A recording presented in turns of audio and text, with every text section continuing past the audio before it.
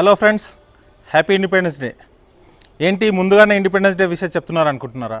కాదు, సైబర్ నేరస్తులు దీన్ని కూడా వారికి అనుకూలంగా మార్చుకొని పేటిఎం, గూగుల్ పే లాంటి యాప్ల ద్వారా మీకు రివార్డ్ పంపిస్తున్నాము, క్యాష్ రివార్డ్స్ పంపిస్తున్నాము అని చెప్పేసి 1947, 1857 అనే భారత స్వతంత్రానికి దగ్గరలో ఉన్నటువంటి ఇయర్లను కోట్ చేస్తూ పంపిస్తూ మనకు లింక్స్ పంపిస్తున్నారు.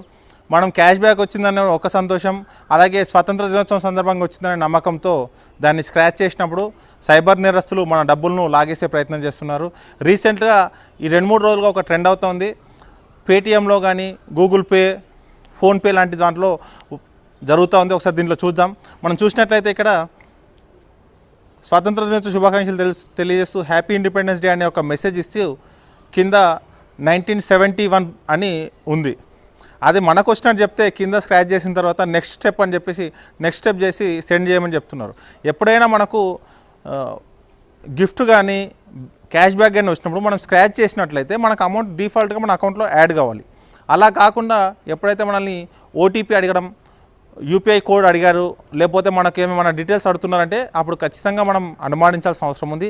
అది సైబర్ నేరస్తుల వల అని. కాబట్టి మిత్రులారా, ఈ స్వతంత్ర దినోత్సవాన్ని ఎలాంటి మోసాలకి గురి కాకుండా జరుపుకుందామని ఆశిస్తూ ఇట్లు మీ గడ్డం Mallesh, sub inspector of police, CCS, Hyderabad.